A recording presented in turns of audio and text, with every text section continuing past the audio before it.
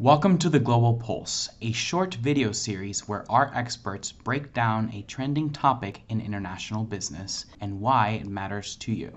Today, Rishi Sunak took over as Prime Minister from the UK, taking over from Liz Truss, who only lasted as Prime Minister for less than 2 months. He inherited a significant financial crisis that saw interest rates skyrocket and then come back down again and maybe head back up again after that. A level of instability in interest rates that has not been seen in the UK or in other countries like the US or the EU in a very long time. So why is this financial crisis in the UK and Rishi Sunak's taking over Prime Minister of the UK something that we should be concerned about? And the answer is that the US, the EU, and many other countries around the world face a similar set of problems. They played out more quickly in the UK than in other countries, but they're going to be playing out here and in the EU as well. So the background is that there were COVID lockdowns in the UK, just like there were here. The government spent massive amounts of money to compensate people who were not in the workforce. This dramatically expanded the size of the government. Then when the COVID lockdowns eased, people started returning to work, spending the money that they had been given during the COVID lockdowns, also spending the money they were earning when they went back to work, but perhaps not working with as much productivity as they had worked with in the past. So the result has been an inflation problem that has been stubbornly persistent in many countries.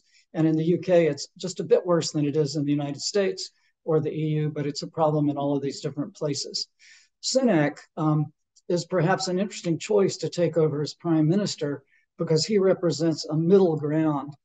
He's not ideologically extreme on the right. He's not ideologically extreme on the left for sure, but he represents a kind of center right, perhaps fiscally responsible, perhaps boring set of policies that might be just the right tone for the UK and might also be just the right kind of policies that the United States or the EU also need. Now, the problems he inherits are huge. When Truss took over as prime minister just a couple of months ago, she announced massive expenditures to help people pay for gas bills that have been skyrocketing due to the Ukraine war. She announced massive tax cuts that would be difficult to finance. And at the same time, the UK was facing high inflation and needed very tight monetary policy to get out of the situation they were in. This combination of policies was completely unsustainable, and the financial markets recognized that almost immediately. That precipitated the financial crisis. In the particular situation of the UK, it was amplified by pension funds who had hedging programs put in place. Some of the funds decided to exit those programs. That had the effect of technically putting pressure on interest rates and inducing the Bank of England to come in and essentially provide some support for interest rates. Once you look beyond this pension fund situation, however, which is fairly specific to the UK, you see a bunch of problems that the UK faces that are similar to the problems that the United States faces and also are faced in Europe. Number one, the many countries are ideologically divided. With people on the left wanting the expanded government we saw during the COVID lockdowns to persist, many on the right wanting government to downsize. You've seen a bit of disgruntlement by participants in the labor markets.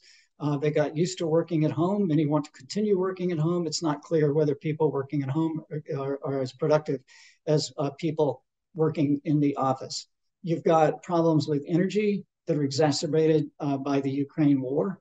You've got stubbornly high inflation in all of these countries. To deal with this, it will probably require something that many of us would call austerity, a reasonably tight budget. It might require delaying tax cuts. It might require also a calming down of the ideological divides around the world. The people on the left have gotten used to the expanded size of government. People on the right have gotten used to the idea that they're going to fight with people on the left. And the result is a divisiveness in many countries. Sunak represents a moderating influence. And as a moderating influence, he might be setting a good example for the United States and a good example for the EU and a good example for other countries to emulate over the next few years. So it will be interesting to see if he can calmly navigate the difficult economic situation that the UK is in right now.